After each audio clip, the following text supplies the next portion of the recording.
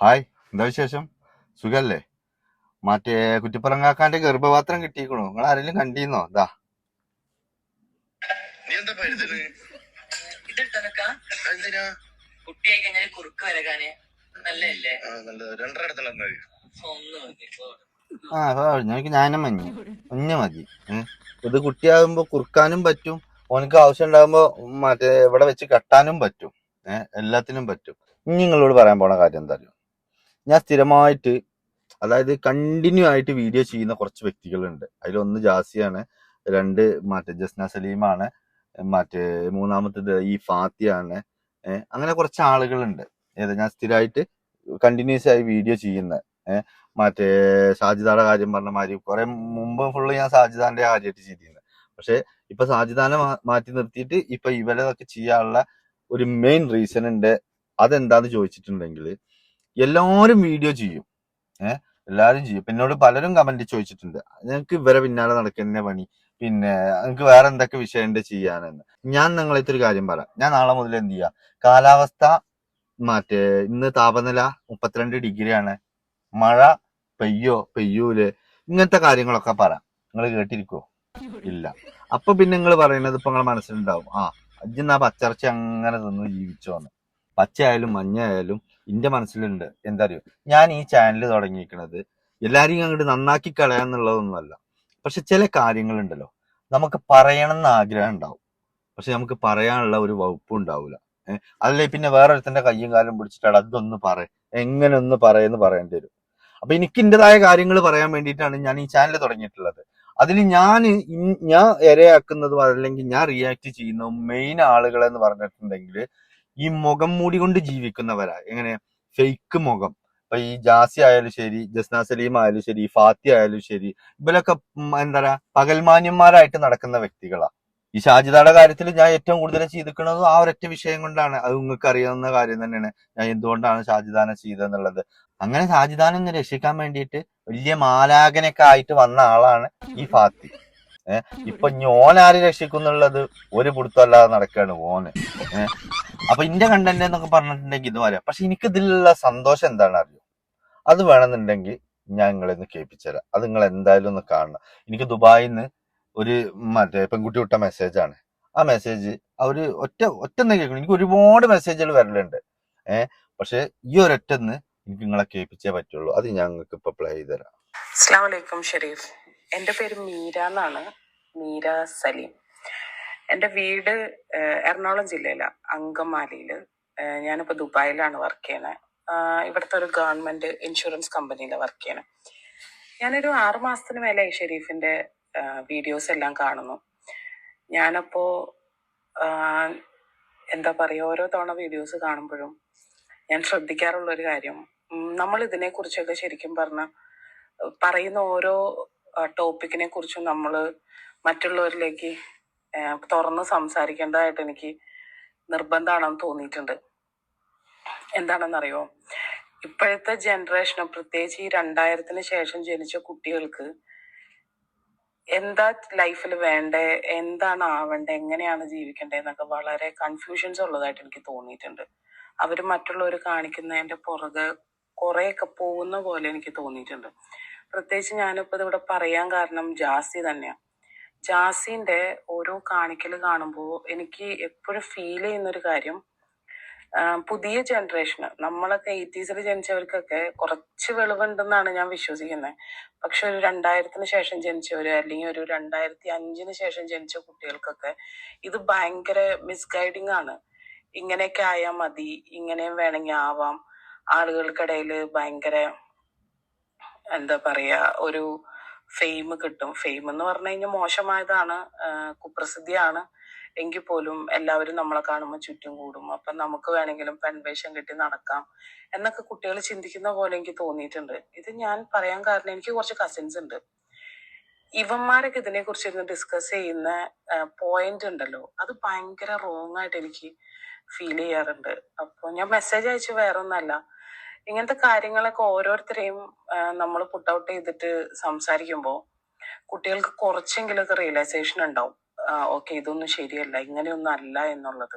കാരണം ഞാൻ ഉൾപ്പെടെ, ഞാനെന്ന് പറയുന്ന ഒരു സിസ്റ്റർ ആണെങ്കിലും അല്ലെങ്കിൽ പാരൻസ് ആണെങ്കിലും ആൺകുട്ടികളാണെങ്കിലും പെൺകുട്ടികളാണെങ്കിലും ഒക്കെ ഏത് വഴിക്കാ പോകുന്നവര്, ഇവരെന്തൊക്കെയാണ് ചെയ്യുന്നതെന്ന് നമുക്ക് അറിയാൻ പറ്റുന്നില്ല.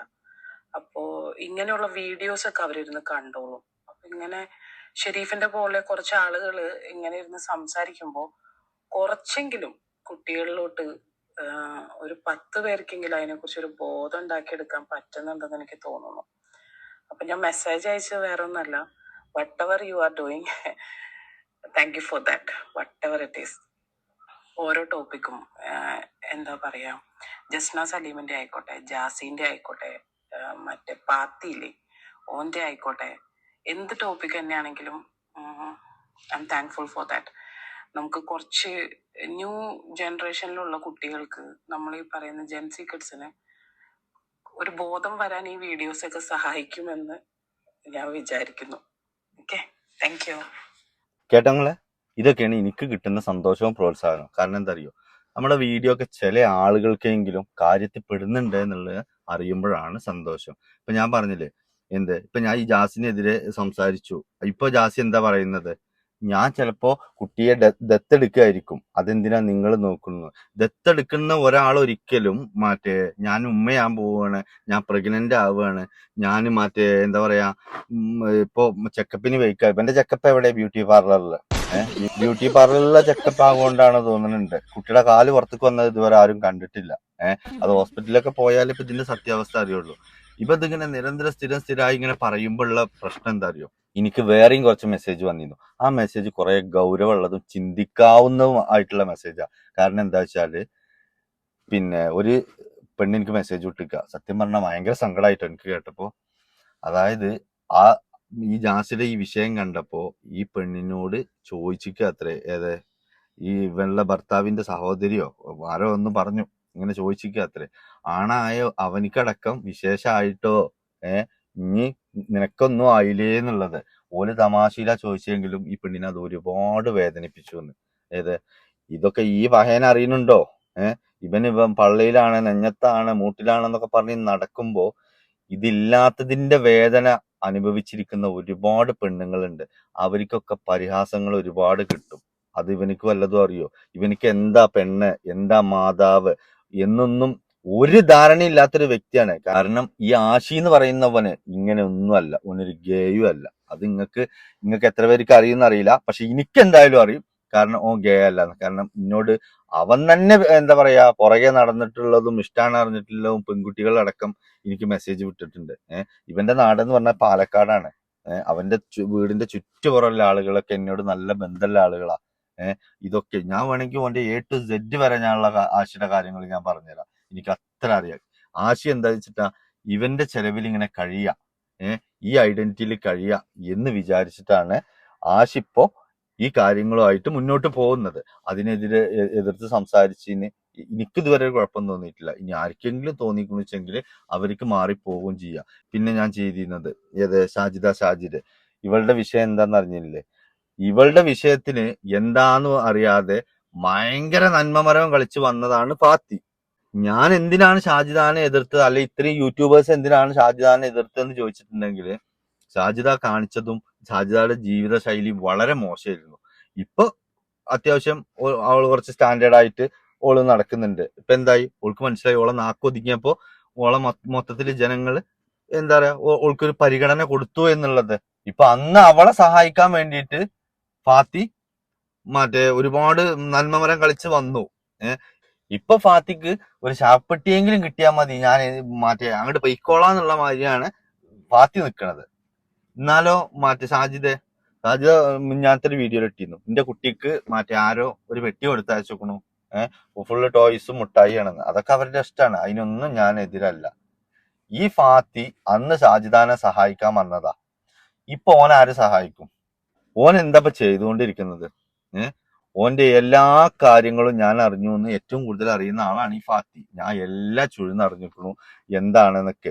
ഓന് ഷാജിദാനെ സഹായിക്കാൻ വേണ്ടിയിട്ട് ഓൻ ഇങ്ങോട്ട് വന്ന് വലിയ ആറ്റിറ്റ്യൂഡൊക്കെ ഇട്ടിട്ട് വന്നതാ. ഓൻ വരുമ്പോ ഓന്റെ വീട്ടിലത്തെ സ്ഥിതി എന്താന്ന് ഓൻ നോക്കിയിട്ടാണോ ഓൻ ഷാജിദാനെ സഹായിക്കാന്ന് വന്നത്? അല്ല. കാരണം എന്താ അറിയോ, അന്ന് ഞാൻ ഓനോട് ഒഴിച്ചു നിർത്തി. അന്ന് സംഭവിച്ചുകൊണ്ടിരിക്കുന്നത് എന്താന്ന് വെച്ചിട്ടുണ്ടെങ്കിൽ ഈ ഫാത്തി ഓന്റെ സ്വന്തം അളിയനെ അതായത് പെങ്ങളുടെ ഭർത്താവിനെ ഓന്റെ പെണ്ണുങ്ങളെയും വെച്ചിട്ട് ഭയങ്കര എന്താ പറയാ രഹസ്യബന്ധവും പരസ്യബന്ധവും അതുപോലെ തന്നെ ഇനി ഇല്ലാത്ത ഒരു പേരും ചൂരും ഇല്ല. CBI-നെയൊക്കെ വെച്ചിട്ട് അന്വേഷിച്ചിരുന്നത് എന്താ പല രഹസ്യങ്ങൾ കണ്ടുപിടിച്ചാണ്. ആ ഫാത്തിയാണ് സാജിദാനെ രക്ഷിക്കാൻ വേണ്ടി വന്നത്. പിന്നെ ആ ഫാത്തിക്കെതിരെ ഞാൻ സംസാരിച്ചത് എന്താ നിങ്ങൾ പറയും. ഒപ്പ 2 ദിവസം മുമ്പ് ഒരു വീഡിയോ ഇട്ടിരുന്നു ഓന്റെ ഇൻസ്റ്റാഗ്രാമില് ദാ ഞാൻ എത്തിയിരിക്കുന്നു, ഇനി കുറച്ചു കാലത്തേക്ക് നോ കോൾ നോ മെസ്സേജ്, ഞാൻ നാട്ടിലെത്തിയിരിക്കുന്നു എന്നൊക്കെ പറഞ്ഞിട്ട് പഴയൊരു വീഡിയോ എടുത്ത് പോസ്റ്റ് ചെയ്തിക്കുക. ഞാൻ അന്നും പറഞ്ഞു ഇന്നും പറഞ്ഞു അതിനുള്ള തന്തക്കൊന്നും ഓൻ ജനിച്ചിട്ടില്ല. ഓനൊന്നും ഒരിക്കലും ഞാൻ ഇവിടെ ഉണ്ടെന്ന് പറഞ്ഞാൽ ഈ ഭാഗത്തേക്ക് വരില്ല. പിന്നെ ഓൻ ഇതിലിങ്ങനെ കടന്ന് കുരക്കും ഈ മറ്റേ സോഷ്യൽ മീഡിയയില്. ഈ ചെറിയ കുഞ്ഞു പൈതങ്ങളെ വെച്ചിട്ടാണ് ഈ ഫാത്തി ഈ കാണിച്ചു കൂട്ടുന്ന എല്ലാ വ്യൂസും ഇതും. അതിന് ഒലിപ്പിച്ചാൻ കുറെ പെണ്ണുങ്ങളും. ഞാൻ എന്റെ പൊന്നു പെങ്ങന്മാരെ ഒരു കാര്യം പറയട്ടെ, നിങ്ങളെ മായി തന്നെ കേട്ടോ, അതൊരു സ്ത്രീയാണ്. സ്വന്തം മക്കളെ ഒരു നോക്ക് കാണാൻ വേണ്ടിയിട്ടാണ് ഇന്നും കയറെടുക്കാതെ ആ സ്ത്രീ അവിടെ ഇരിക്കുന്നത്.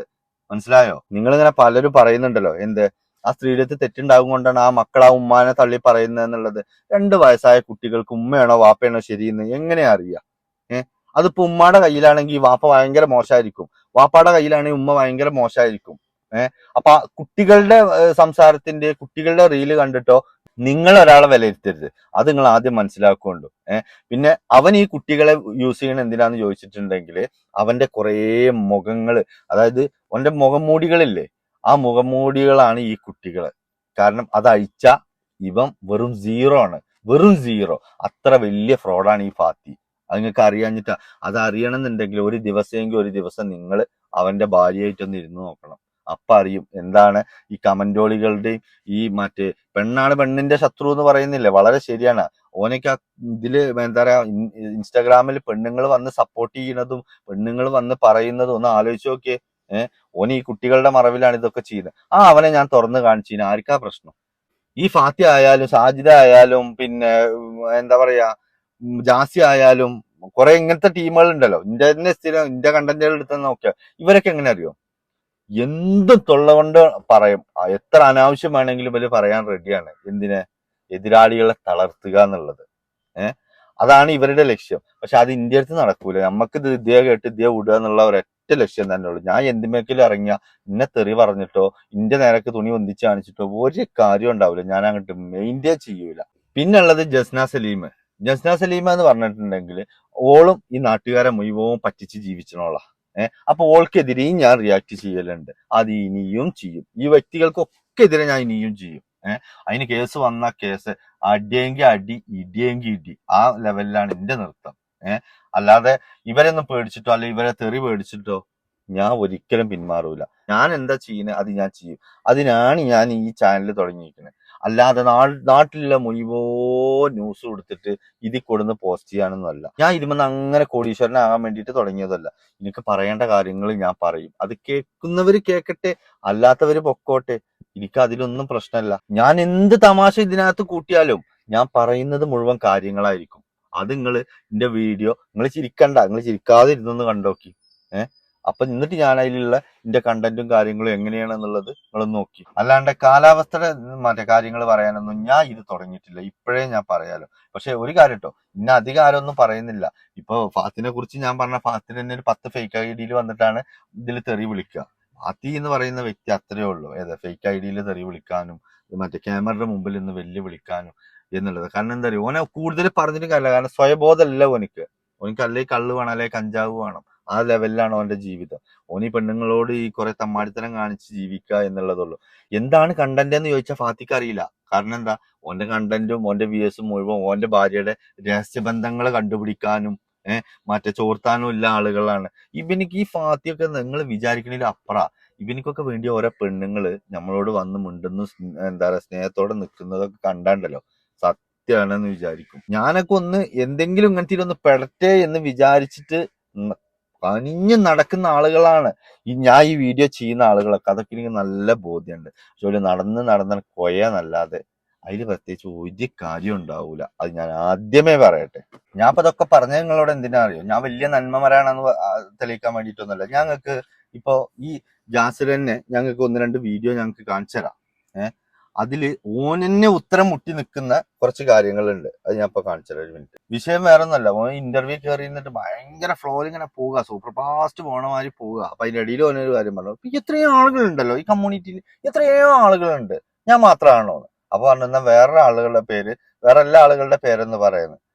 അതില് ഓൻ കടന്നിട്ട് അവിടെ തൂറി മെഴുകുന്നുണ്ട്. ഞാൻ കാണിച്ചത് കണ്ടോ? ഒരു എക്സാമ്പിൾ ആരുടെയൊക്കെ പറയാൻ പറ്റും ഇതേപോലെ ഇങ്ങനെ സ്നേഹിച്ച് മുമ്പോട്ട് പോകുന്ന ഒരു കപ്പിളായിട്ട്? ഒരുപാട് പേര് ഞാൻ കണ്ടിട്ടുണ്ട് ട്രാൻസ് കമ്മ്യൂണിറ്റിയിൽ. എനിക്ക് പെട്ടെന്ന് ഇപ്പൊ ചോദിക്കുമ്പോ നമ്മുടെ മുമ്പിലുള്ള ആരെങ്കിലും? കുറെ ആൾക്കാരുണ്ട്, പക്ഷെ പേര് ഓക്കെ, പേരില് വിട്ടേക്ക്. ഞാൻ പമ്പേഴ്സ് പോയി മാറ്റിക്കളാം. വലിയ അടിയില് കുറേ ആളുകളുണ്ട്. എന്നാ ആരുടെയെങ്കിലും ഒരാളെ പേര് പറയാൻ പറഞ്ഞപ്പോ അവൾ ആലോചിക്കണം. ആലോചിക്കണം, അങ്ങനെയല്ലേ വീശ. അപ്പൊ അവൾ ആലോചിച്ചോട്ടെ. കാരണം എന്താ, ഇജാതി ചറ്റത്തരം കാണിച്ചു നടക്കുന്നത് ഇവര് രണ്ടുപേരും മാത്രമേ ഉള്ളൂ എന്നുള്ളത്. അതുകൊണ്ടാണ് ഇവർക്കെതിരെ ഞാൻ നീങ്ങിയത്. എന്താ അറിയോ, ഇവരെ കണ്ട് കുറെ ചെറിയ ചെറിയ മക്കള് വളരുന്നുണ്ട്. ഓലിക്ക് ഇതൊക്കെ ഭയങ്കര വലിയൊരു മോട്ടിവേഷനാ. ഇപ്പൊ ഇവൻ തന്നെ ഈ നാറിനെ പറഞ്ഞിട്ടുണ്ട്, എന്ത് ഇവനിക്ക് ഏറ്റവും കൂടുതൽ മെസ്സേജ് ചെല്ലുന്നത് ചെറിയ ചെറിയ കുട്ടികളുടെ അത്ര. നിങ്ങളെ ഭയങ്കര ഇഷ്ടമാണ്, അങ്ങനെയാണ് ഇങ്ങനെയാണ് പറഞ്ഞിട്ട്. അപ്പൊ ഇവൻ വളർത്തുകയാണ്. എന്നിട്ട് ഇവൻ ആരെങ്കിലും എന്തെങ്കിലും പറഞ്ഞാ ഞങ്ങളുടെ ജീവിതത്തിലേക്ക്, ഞങ്ങളുടെ ലൈഫിലേക്കും എന്തിനാ നോക്കുന്നത്? ഓലൊക്കെ ഇവന്റെയൊക്കെ പറച്ചിൽ കേട്ട സിറാത്ത് പാല ഇപ്പൊ മണ്ടും. അത്രക്ക് വലിയ നന്മയുള്ള ആളാവും. ബാക്കിയുള്ളവരൊക്കെ മോശക്കാരാ. ഇവനെ പറയുന്നതിന്റെ പേരില് നമ്മളൊക്കെ ഭയങ്കര മോശക്കാരനാ. ഇവന്റെയൊക്കെ പ്രവൃത്തി അത്ര വലിയ, സമൂഹത്തിന് വലിയ നന്മ കൊടുക്കുന്ന പ്രവൃത്തി മെസ്സേജുകളാണ് ഇവർ നിരന്തരം ചെയ്തുകൊണ്ടിരിക്കുന്നത്. പറയുന്ന നമ്മളാണ് ഏറ്റവും വലിയ മോശക്കാര്. തൽക്കാലം ഞാൻ ആ മോശങ്ങൾ സഹിക്കുകയാണ് കേട്ടോ. ഞാൻ ഇനിയും പറഞ്ഞുകൊണ്ടിരിക്കും. എത്ര കാലം തെമ്മാടിത്തരം കാണിച്ചു നടക്കണോ അത്രയും കാലം ഞാൻ പറയും. അതല്ലെന്നുണ്ടെങ്കിൽ എന്തുകൊണ്ടാണ് എന്നെ, ഞാൻ എപ്പോഴും ചോദിക്കുന്ന ചോദ്യമാണ്, എന്തുകൊണ്ടാണ് എന്നെ ഈ ട്രാൻസ്ജെൻഡേഴ്സിന്റെ കമ്മ്യൂണിറ്റിയിൽ എന്നെ എടുക്കാത്തത്? അവർക്ക് അറിയാം അതല്ല എന്നുള്ളത്. പരിപൂർണ്ണ ഉറപ്പുള്ളത് കൊണ്ടാണ് എന്നെ അങ്ങോട്ട് അടിപ്പിക്കാന്ന്. പിന്നെ എന്തിനു ഞങ്ങൾ അംഗീകരിച്ചു തരണം? പിന്നെ ഇജ്ജ് പറയുന്ന മാതിരിയുള്ള ഒരു വ്യക്തിയല്ല ആശി. ആശി എന്ന് പറഞ്ഞിട്ട് ഇപ്പൊ എന്റെ ഈ എന്താ പറയാ ഫെയിമും അതുപോലെ തന്നെ എന്റെ കയ്യിലുള്ള ആ പൈസ, ഇത് രണ്ടുമാണ് ആശയുടെ ലക്ഷ്യം. അതിന്റെ ഇടയിൽ ഇപ്പൊ ഓനിക്ക് ഉമ്മ എന്താ വാപ്പ എന്താ അങ്ങനത്തെ ഒരു പ്രശ്നമല്ല. ഓനിക്ക് ഓന്റെ നിലനിൽപ്പ് മാത്രമേ ഓൻ നോക്കണുള്ളൂ. അതുകൊണ്ട് ഓൻ എത്ര കാലം ജീവിക്കുന്നുള്ളത് ഞമ്മക്കൊന്ന് കാണാലോ, അല്ലെ? ഇപ്പൊ 2 ദിവസം മുമ്പ് ഓൻ പറഞ്ഞത് ഞാൻ പ്രഗ്നന്റ് ആണ്, എനിക്ക് 5 മാസമായി, പിന്നെ എനിക്ക് വയറിളക്കാൻ പറ്റൂല, അങ്ങനെ. ഇപ്പൊ ഓൻ പറയാണ് ഞാൻ അങ്ങനെ പറഞ്ഞിട്ടേ ഇല്ല. എങ്ങനെയുണ്ട്? എനിക്ക് കുറെ സംശയങ്ങളുണ്ട്. ഇതാ കേട്ടോ.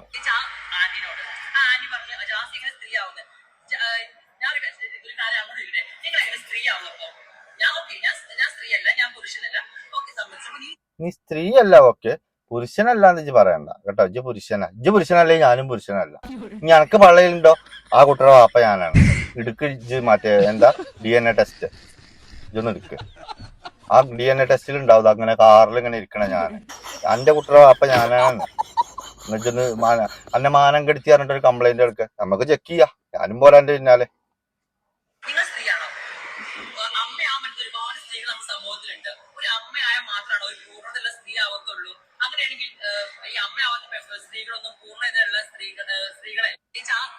അത് ഞങ്ങളല്ല, ഇജ്ജാ പറയണത്, മനസ്സിലായോ? ഈ പെണ്ണുങ്ങളെ മുഴുവൻ അപമാനിച്ച് നടക്കുന്നത് ഇജ്ജാ. അതിപ്പോ ഞങ്ങളോട് നേരെ തിരിച്ചു ചോദിക്ക്. ഓ, ജന്നേക്കാ പ്രായം കമ്മില്ലോലൊന്നും ആന്റിന്ന് വിളിക്കല്ലേ ചങ്ങായി.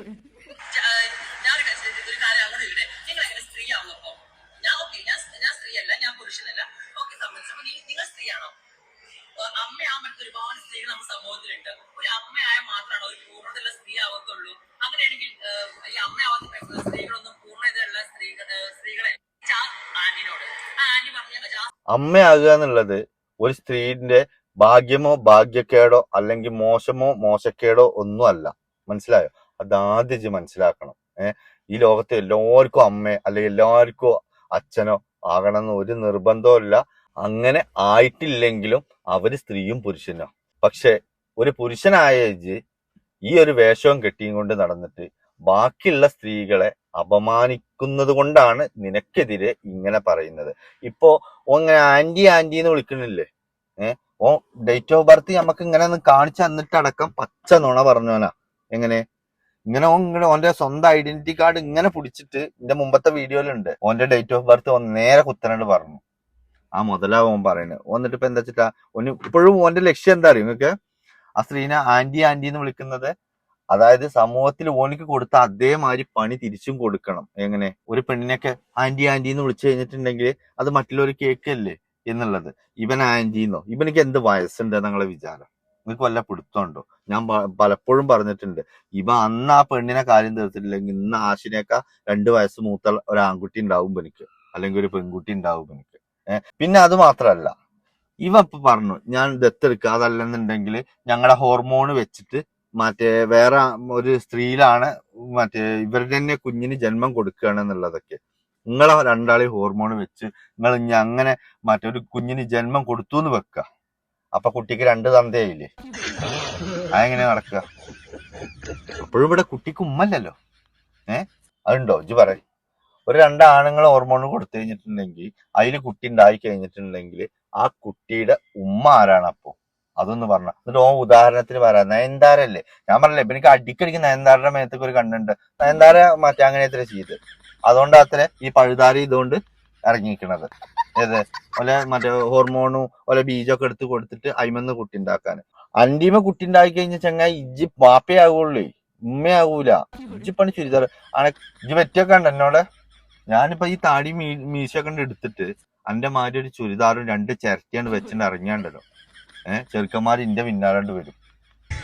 ഇജ്ജ് ആ വളവിനൊന്നും നിൽക്കണം. അപ്പൊ ഇതൊന്നും ആരെയും കൊണ്ട് പറ്റാത്ത പരിപാടിയൊന്നും അല്ല. അണിഞ്ഞൊരുങ്ങിയാണ്ടല്ലോ മൃഗയിലെ മമ്മൂട്ടിയാണ് ഞാൻ. നല്ലോണം ആലോചിച്ച് കളിച്ചോ. അതുകൊണ്ട് ഇജ്ജ് ഒരു പെണ്ണിന്റെ വേഷം ഇട്ട് വെച്ചിട്ട് ഇജ്ജ് പെണ്ണായി എന്നുള്ള വർത്താനൊന്നും ഇജ്ജ് പറയണ്ട.